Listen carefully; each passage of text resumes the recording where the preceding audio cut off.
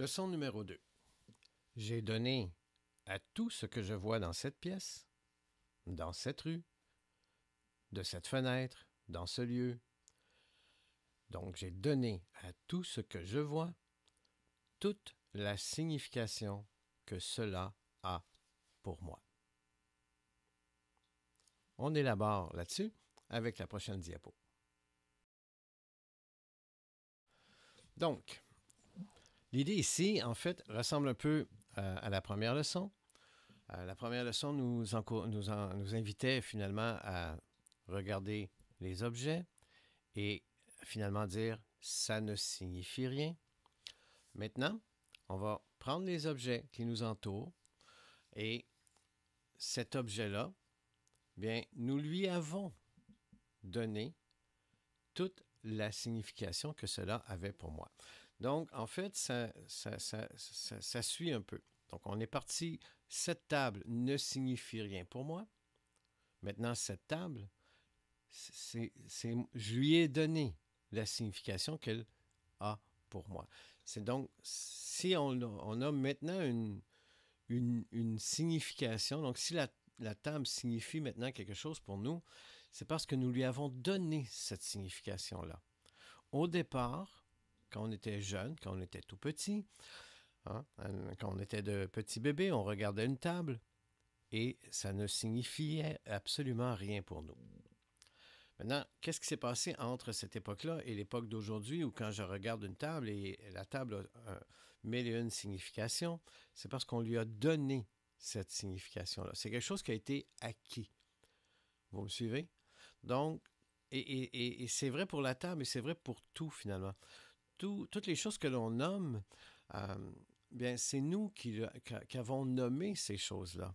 Une table n'est pas une table parce qu'elle s'appelle une table. C'est nous qui avons donné le sens du mot, du son à la table. Mais ça fait pas de la table une table parce que nous lui avons donné ce sens-là.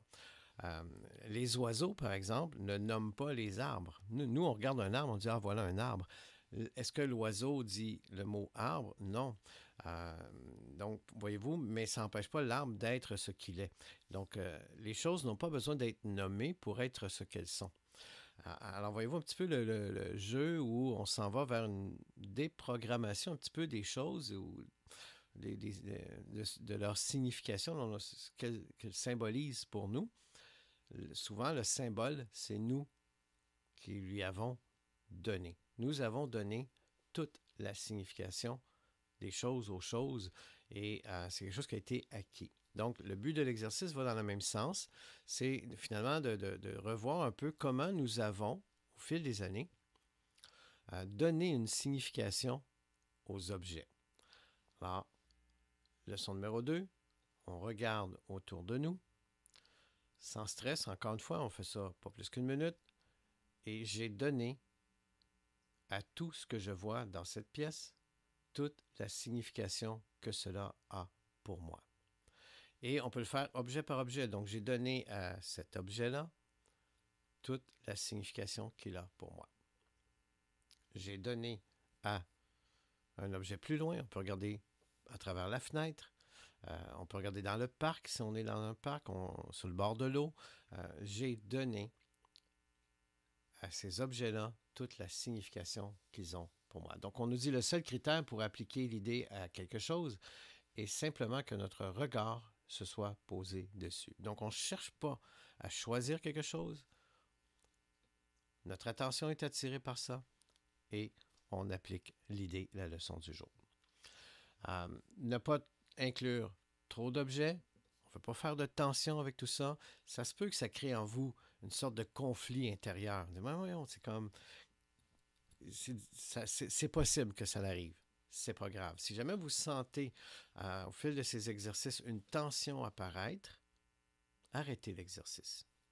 On le reprendra plus tard. Laissez le temps faire son œuvre aussi. Je vous dirais dans le processus, c'est une question de temps également. Ça peut être stressant au niveau de l'esprit de dire qu'il ne connaît pas quelque chose qu'il connaît. De se dire, moi je ne connais pas ça, une table, je ne sais même pas c'est quoi ce mot-là. Donc, ça peut créer des fois des tensions intérieures. Si jamais vous ressentez cela, arrêtez-vous, tout simplement. C'est pas plus grave que ça. Alors, c'était la leçon numéro 2. La suite avec la leçon numéro 3.